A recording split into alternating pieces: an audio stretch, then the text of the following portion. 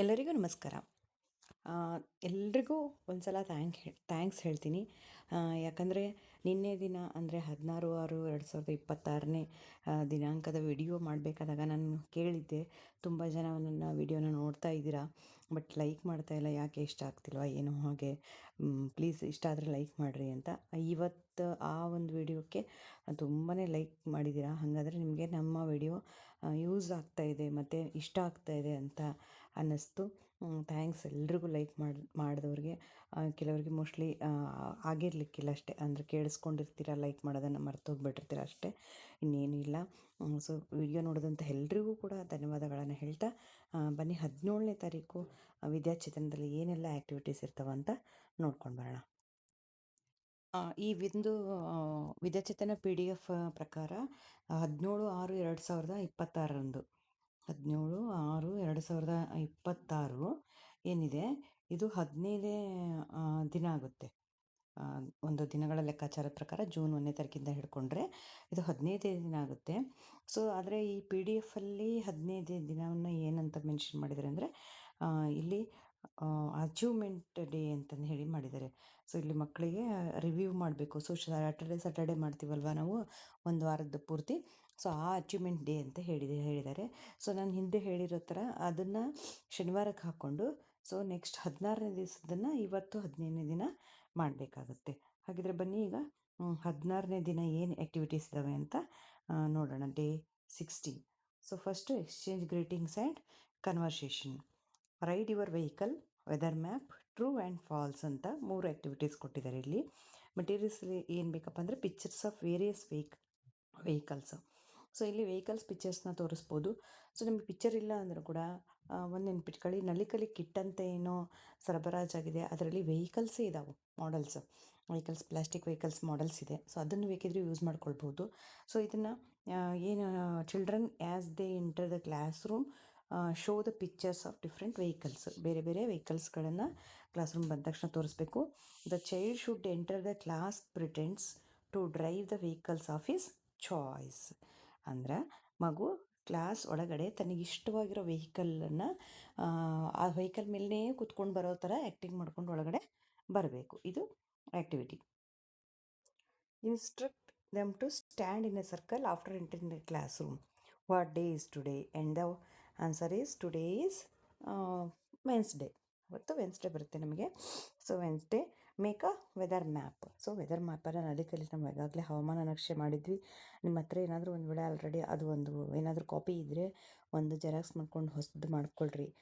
ಅದನ್ನು ಯೂಸ್ ಮಾಡಿ. ವೆದರ್ ಚಾರ್ಟನ್ನು ಬಿಡೋ ಹಾಗಿಲ್ಲ. ಯಾಕಂದರೆ ಇವರು ಫಸ್ಟ್ ಸ್ಟ್ಯಾಂಡರ್ಡ್ ಮಕ್ಕಳು, ಚಿಕ್ಕ ಮಕ್ಕಳಾಗಿರೋದ್ರಿಂದ ತನ್ನ ಸುತ್ತಮುತ್ತಲಿನ ಎಲ್ಲವನ್ನು ಗಮನಿಸ್ತಾ ಇರಬೇಕು.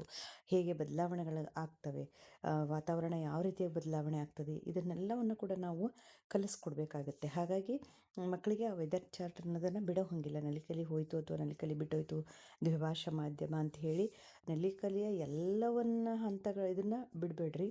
ಕೆಲವೊಂದನ್ನು ತುಂಬ ಯೂಸ್ಫುಲ್ ಆಗಿರ್ತಕ್ಕಂಥವಿದಾವೆ, ಅವನ್ನೆಲ್ಲ ಬಳಸ್ಕೊಳ್ರಿ. ಆ್ಯಂಡ್ ಮೋರ್ ಇಂಪಾರ್ಟೆಂಟು ಒಂದು ಹೇಳ್ತೀನಿ, ನಲಿಕಲಿ ಕಾರ್ಡ್ಸನ್ನು ಯಾವುದೇ ಕಾರಣಕ್ಕೂ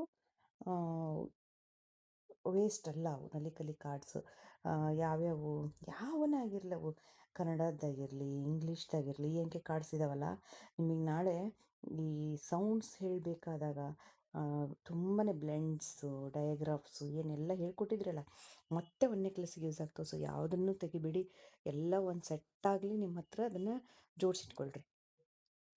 ಆ್ಯಂಡ್ ನೆಕ್ಸ್ಟ್ ಪಿರಿಯಡ್ 2ನಲ್ಲಿ my time activities, following teacher instructions ಅಂತ ಇದೆ. ಇಲ್ಲಿ ಆ್ಯಕ್ಟಿವಿಟಿ ಏನು ಹೇಳಬೇಕು, ಟ್ರೂ ಆರ್ ಫಾಲ್ಸ್ ಮೆಟೀರಿಯಲ್ಸ್ ಅಂತ. ಪಿಕ್ಚರ್ ಕಾರ್ಡ್ಸನ್ನು ತೊಗೋಬೇಕು. ಏನು ಇರುತ್ತೆ ಅಂದರೆ, bucket and mug for bathing, using shower for bathing, recycle water, washing water, turning on tap, turning off taps, watering plants regularly, planting trees etcetera ಅಂತ ಇದೆ. ಅಂದರೆ ಬಕೆಟು ಮಗ್ಗು ತಗೊಂಡು ಬಾತಿಂಗ್ ಮಾಡೋದು ಒಂದು ಪಿಕ್ಚರು, ಮತ್ತು ಶವರಲ್ಲಿ ಬಾತಿಂಗ್ ಮಾಡೋದು, ವಾಟರ್ ರೀಸೈಕ್ಲಿಂಗ್ ಮಾಡೋದು ಅಥವಾ ವೇಸ್ಟಿಂಗ್ ವಾಟರ್ ಆಗಿರ್ಬೋದು, turning on tap, turning of tap, ನಲ್ಲಿ ಚಾಲೂ ಮಾಡೋದು, ನಲ್ಲಿ ಆಫ್ ಮಾಡ್ತಕ್ಕಂಥ pictures. Next watering plants regularly, ದಿನ ಗಿಡಗಳಿಗೆ ನೀರು ಹಾಕ್ತಕ್ಕಂಥದ್ದು, ಪ್ಲ್ಯಾಂಟಿಂಗ್ ಟ್ರೀಸ್, ಈ ಥರದ್ದು ಯಾವುದಾದ್ರೂ ಒಂದಷ್ಟು ಪಿಕ್ಚರ್ಸ್ನ ಜೋಡಿಸಿಟ್ಕೋಬೇಕು.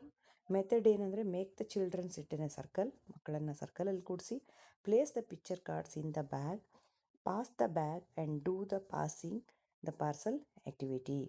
ಅಂದರೆ ಒಂದು ಆ ಪಿಕ್ಚರ್ ಕಾರ್ಡ್ಸ್ನೆಲ್ಲ ಬ್ಯಾಗಲ್ಲಿಟ್ಟು ಬ್ಯಾಗ್ನ ಪಾಸ್ ಮಾಡ್ತಕ್ಕಂಥದ್ದು. Encourage a child with the bag to choose a card from the bag and talk about the picture. ಆ ಮಗು ಏನು ಮಾಡಬೇಕು, ಪಾಸ್ ಮಾಡಬೇಕಿಂತ ಮುಂಚೆ ತಾನು ಬ್ಯಾಗಲ್ಲಿರೋ ಒಂದು ಪಿಕ್ಚರ್ ಕಾರ್ಡನ್ನು ತಗೊಳ್ಬೇಕು. ಉಳ್ದ ಬ್ಯಾಗ್ನ ಮತ್ತೆ ನೆಕ್ಸ್ಟ್ ಪಾಸ್ ಅವ್ರು ಏನು ಮಾಡಬೇಕು, ಆ ಪಿಕ್ಚರ್ ಕಾರ್ಡನ್ನ ತೊಗೋಬೇಕು, ಮುಂದಿನವ್ರಿಗೆ ಪಾಸ್ ಮಾಡಬೇಕು. ಸೊ ತನಗೆ ಸಿಕ್ಕಿರೋ ಪಿಕ್ಚರ್ ಬಗ್ಗೆ ಮಾತಾಡೋಕ್ಕೆ ಹೇಳಬೇಕು. What is the picture? So this picture is about here a boy or girl bathing with bucket and mug or shower, he is watering the plants. ಈ ಥರ ಏನಿರುತ್ತೋ ಅದನ್ನು ಹೇಳ್ತಾರೆ. ಸೊ ಅವ್ರಿಗೆ ಕನ್ನಡದಲ್ಲಿ ಹೇಳಿದ್ರೆ ಒಂದು ಕೀ ಪಾಯಿಂಟನ್ನು ನೆನಪಿಟ್ಕೊಳ್ಳಿ. You are bilingual teachers, okay? You are going to teach in a bilingual method. ಯಾಕೆ ಇದು ಮೆಥಡ್? ಇದು ಫಸ್ಟ್ ಮೈಂಡಲ್ಲಿ ಇಟ್ಕೊಳ್ಳೋದು ಒಳ್ಳೆಯದು ಅಂತ ಅಂದ್ಕೊಳ್ತೀನಿ. ಯಾಕೆ ಬೈಲಿಂಗ್ವಲ್ ಮೆಥಡಲ್ಲಿ ಹೇಳ್ತಾ ಇದ್ದೀವಿ ಅಂದರೆ, ಒಂದು ಥೀಮ್ ಇರುತ್ತೆ ಅಥವಾ ಒಂದು ವಿಷಯ ಇರುತ್ತೆ, ಅದನ್ನು ಮಕ್ಕಳಿಗೆ ಇಂಗ್ಲೀಷಲ್ಲಿ ಅರ್ಥ ಮಾಡಿಸ್ಬೇಕಾದಲ್ಲಿ ಕಷ್ಟ ಆದಾಗ ಅವರ ಮದರ್ ಟಂಗನ್ನು ಯೂಸ್ ಮಾಡ್ತೀವಿ ಅಷ್ಟೇ. ಕಷ್ಟ ಆದಾಗ ಮದರ್ ಟಂಗ್ ಯೂಸ್ ಮಾಡ್ತೀವಿ. ಇಂಗ್ಲೀಷಲ್ಲೇ ಅರ್ಥ ಆಯಿತಾ, ದೆನ್ ಓಕೆ. ಆ್ಯಂಡ್ ನೆಕ್ಸ್ಟ್, ಮಗು ತನ್ನ ಒಂದು ಐಡಿಯಾಸ್ನ ಎಕ್ಸ್ಪ್ರೆಸ್ ಮಾಡಬೇಕಾದಾಗ he is free to express in mother tongue. ಅವರು ಎಕ್ಸ್ಪ್ರೆಸ್ ಮಾಡಬೇಕು ತನ್ನ ಐಡಿಯಾಸ್ನ. ನೀವು ಕೇಳಿರೋ ಪ್ರಶ್ನೆಗೆ ಉತ್ತರನ ಮದರ್ ಟಂಗ್ನಲ್ಲಿ ಎಕ್ಸ್ಪ್ರೆಸ್ ಮಾಡಲಿಕ್ಕೆ ಹೀ ಈಸ್ ಫ್ರೀ, ಅವನಿಗೆ ಅವಕಾಶ ಇದೆ. ಬಟ್ ಅವರು ಯಾವಾಗ ಎಕ್ಸ್ಪ್ರೆಸ್ ಮಾಡ್ತಾರೋ ದೆನ್ ನೀವೇನು ಮಾಡಬೇಕು, ಅದನ್ನು ಇಂಗ್ಲೀಷಲ್ಲಿ ಮತ್ತೆ ರಿಪೀಟ್ ಮಾಡಿ ಮಗುವಿನಿಂದ ಮತ್ತೆ ಚೈಲ್ಡಿಂದ ಏನು ಮಾಡಬೇಕು, ರಿಪೀಟ್ ಮಾಡೋಕ್ಕೆ ಹೇಳಬೇಕು. ಆಗ ಮಗು ನಮ್ಮ ಟಾರ್ಗೆಟ್ ಲ್ಯಾಂಗ್ವೇಜ್ ಅಂತ ಏನಿರುತ್ತಲ್ವಾ, ಟಾರ್ಗೆಟ್ ಲ್ಯಾಂಗ್ವೇಜ್ ಯಾವುದು ನಮ್ಮದು, ಇಂಗ್ಲೀಷನ್ನು ರೀಚ್ ಆಗೋಕ್ಕೆ ಸಾಧ್ಯ ಆಗುತ್ತೆ. ಸೊ ಇಲ್ಲೂ ಅಷ್ಟೇ, ಆ ಪಿಕ್ಚರ್ಸ್ ಬಗ್ಗೆ ಹೇಳಬೇಕಾದಾಗ ಮಗು ಅಲ್ಲಲ್ಲಿ ಕನ್ನಡ ಒಂದು ವರ್ಡ್ಸನ್ನು ಹೇಳ್ಬೋದು, ಕನ್ನಡದಲ್ಲೇ ಅಷ್ಟು ಹೇಳ್ಬೋದು. ಸೊ ಅದನ್ನೆಲ್ಲ ಇಂಗ್ಲೀಷಲ್ಲಿ ಕೆಲವೊಂದು ಸಣ್ಣ ಸಣ್ಣ ವಾಕ್ಯಗಳನ್ನು, ಶಬ್ದಗಳ ಮೂಲಕ ನಾವು ಅದನ್ನು ಮತ್ತೆ ರಿಪೀಟ್ ಇಂಗ್ಲೀಷಲ್ಲಿ ಹೇಳ್ಕೊಡ್ಬೇಕು. ಇನ್ನು ಥರ್ಡ್ ಪೀರಿಯಡ್ ಬಂದು ಬೇಸಿಕ್ ನ್ಯೂಮರಿಕಲ್ ನಾಲೆಡ್ಜ್ ಅಂತ ಇದೆ. ಸೊ ಇಲ್ಲಿ ಸೀಕ್ವೆನ್ಸಿಯಲ್ ಅಲೈನ್ಮೆಂಟ್ ಅಂತ. Child move to the learning corner and perform the activities they want to perform. Teachers will act as a compliance index ಅಂತ. ಅಂದರೆ ದಾರಿ ತೋರಿಸೋರಷ್ಟೇ ಆಗಿ ಕೆಲಸ ಮಾಡಬೇಕು. ಸೊ ನೆಕ್ಸ್ಟ್ ಇಲ್ಲಿ ಏನಂದರೆ, ಹಿಂದಿಂದೇನು ಆ್ಯಕ್ಟಿವಿಟಿ ಮಾಡಿದ್ವಲ್ಲ ಹಿಂದಿನ ದಿವಸ, ಕೌಂಟಿಂಗ್ ನಂಬರ್ಸ್ನ ಹೇಗೆ ಮಾಡಬೇಕು ಅಂತ ಹೇಳಿತ್ತು, ಅದನ್ನೇ ರಿಪೀಟೇಟ್ ಮಾಡಬೇಕೀಗ ನಾವು. ಮುಟ್ಟಿ ಆ ಒಂದು ಆಬ್ಜೆಕ್ಟನ್ನು ಮುಟ್ಟಿ, ಆ ನಂಬರನ್ನು ಮುಟ್ಟಿ, ಅಥವಾ ನೀವು ಒಂದಷ್ಟು ಪಿಕ್ಚರ್ ಕಾರ್ಡ್ಸ್ ಮಾಡಿಟ್ಕೊಳ್ರಿ. ಏನು ಇಲ್ಲಿ ಒಂದಷ್ಟು ಒಂದು ಫ್ಲವರ್, ಓಕೆ, ಅಲ್ಲಿ ಮಗು 1 ಅಂತ ಹೇಳುತ್ತೆ. ನೆಕ್ಸ್ಟು ಒಂದು ಕ್ಯಾಂಡೀಸ್ ಅಥವಾ ಸ್ಟಾರ್ಸ್. ಸೊ ಇಲ್ಲಿ ಪ್ರತಿ ಟೈಮಲ್ಲೂ ಕೂಡ ಮಗು ಆಬ್ಜೆಕ್ಟನ್ನು ಟಚ್ ಮಾಡಬೇಕು, ಆ ಪಿಕ್ಚರನ್ನು ಟಚ್ ಮಾಡಬೇಕು, ನಂಬರನ್ನು ಹೇಳಬೇಕು. ಈ ಥರ ಮಾಡಿಸ್ಲೇಬೇಕು. ನ್ಯೂಮರಿಕಲ್ ನಾಲೆಜನ್ನು ಬೇಸಿಕ್ ನೀವೇನಾದರೂ ಕರೆಕ್ಟಾಗಿ ಹಾಕ್ಬಿಟ್ರೆ ಮಗು ಏನಂತೆ, ನಂಬರ್ ಅನ್ನೋದು ಒಂದು ಥಿಂಗ್ದು ಐಡೆಂಟಿಟಿಗೋಸ್ಕರ ಬಳಸ್ತೀವಿ. ಇದು ಒಂದು ಸಂಕೇತ. ನಂಬರ್ ಅನ್ನೋದೇನೋ ಸಂಕೇತ. ಅದು ಯಾವುದಕ್ಕೋಸ್ಕರ, ಯಾವುದೋ ಒಂದು ವಸ್ತುವಿನ ತೂಕ, ಗಾತ್ರ, ಎತ್ತರ ಅಥವಾ ಎಣಿಕೆ, ಇದೆಲ್ಲದರ ಸಂಕೇತವನ್ನು ಮಾತ್ರ ನಾವು ನಂಬರ್ ಅಂತ ಕರಿತೀವಿ. ಸೊ 1 2 3 ಅಂದರೆ ಅದು ಏನೋ ಒಂದು ವಸ್ತು ಅಥವಾ ಏನೋ ಬೇರೆ ಅಂತ ಅನ್ನಿಸ್ಲೇಬಾರ್ದು ಮಗುವಿಗೆ.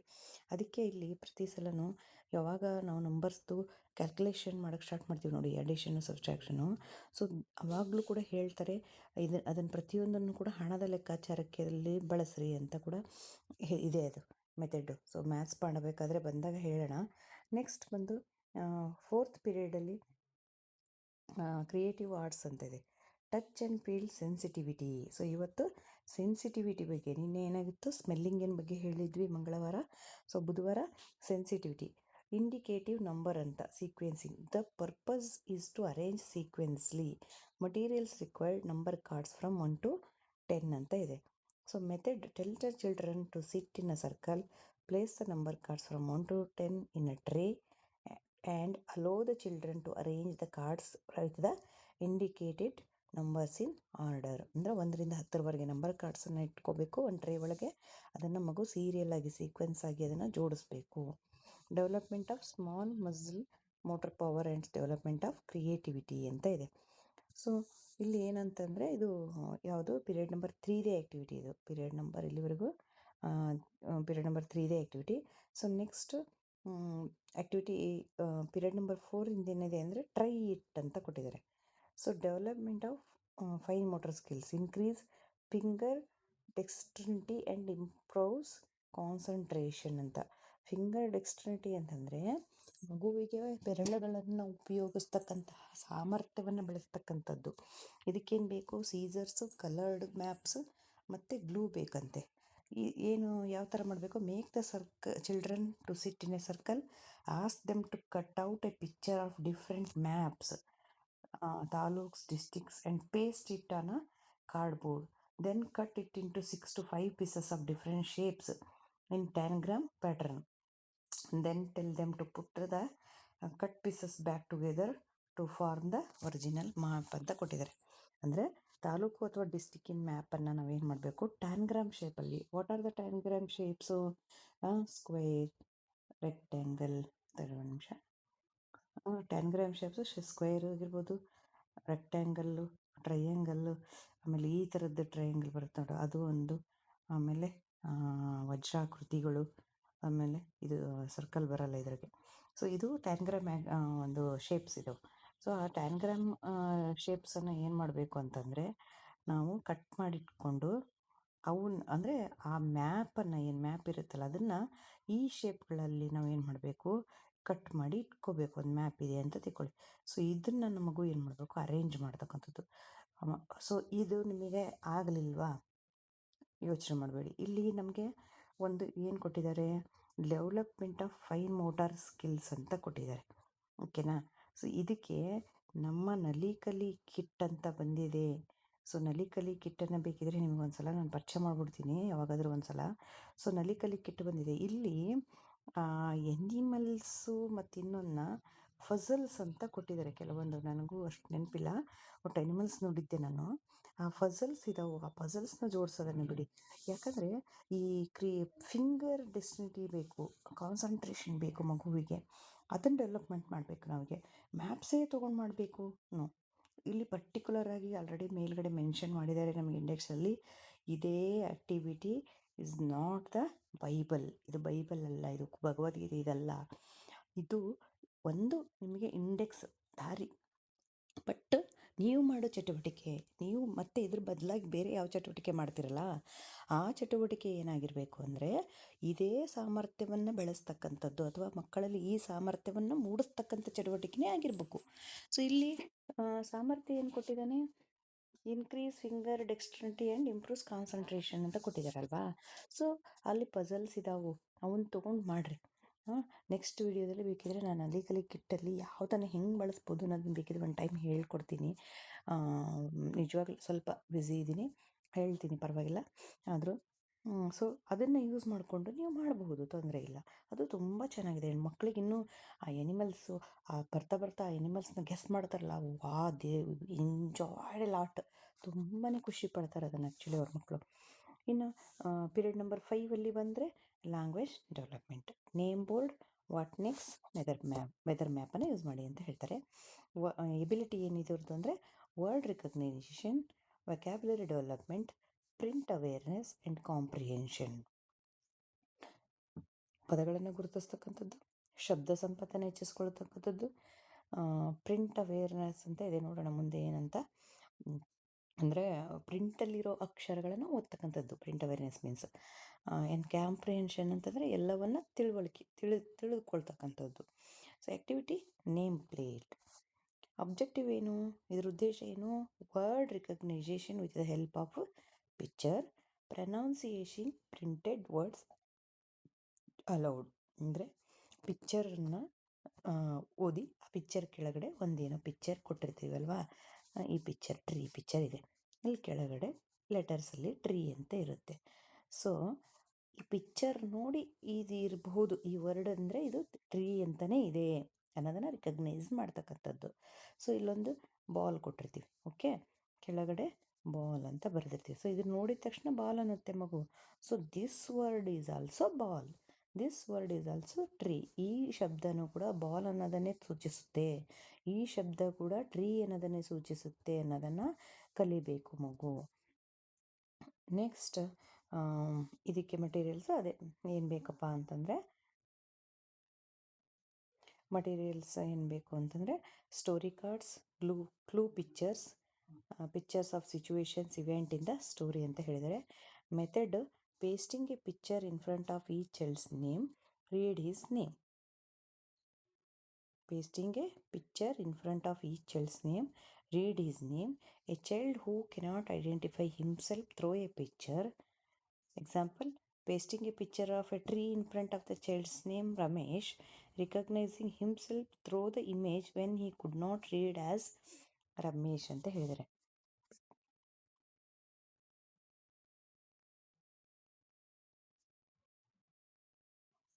ಸೊ ಅಲ್ಲಿ ಮಗು ಒಂದು ಚಿತ್ರ ಕೊಟ್ಬಿಟ್ಟು ಅದಕ್ಕೆ ಅದೇ ಹೇಳಿದ್ವಲ್ಲ, ವರ್ಡ್ ಗೊತ್ತಾಗಿಲ್ಲ ಅಂದರೂ ಕೂಡ ಮಗು ಚಿತ್ರದ ಮೂಲಕವಾದರೂ ಆ ಪದವನ್ನು ಹೇಳಲಿಕ್ಕೆ ಬರ್ತಕ್ಕಂಥದ್ದು. ಇದಕ್ಕೆ ಇಂಥದ್ದನ್ನು ಸಾಕಷ್ಟು ಒಂದು ಡ್ರಿಲ್ಲಿಂಗ್ ಮಾಡೋದ್ರ ಮೂಲಕ ಮತ್ತಷ್ಟು ಮಾಡೋದ್ರ ಮೂಲಕ ಮಕ್ಕಳಿಗೆ ಆ ಒಂದು ಎಬಿಲಿಟಿನ ಬೆಳೆಸಬೇಕು.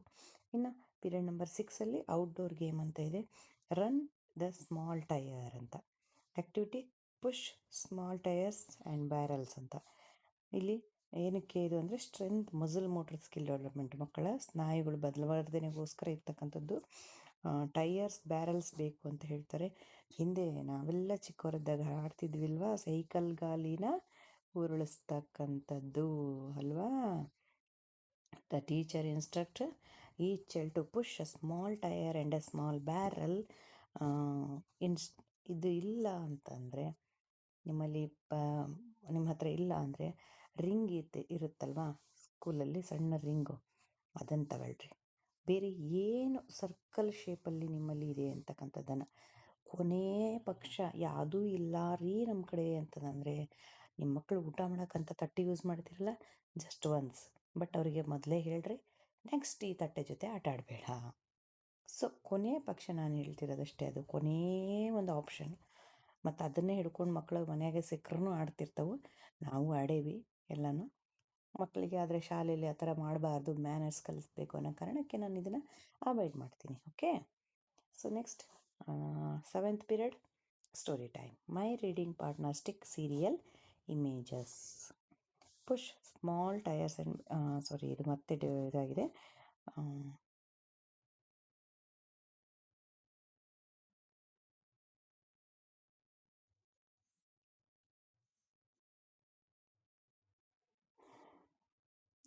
ಲಿಟ್ರೇಚರ್ ಆ್ಯಂಡ್ ಪಿಕ್ಚರ್ ಸಬ್ಜೆಕ್ಟ್ ಇದೆ.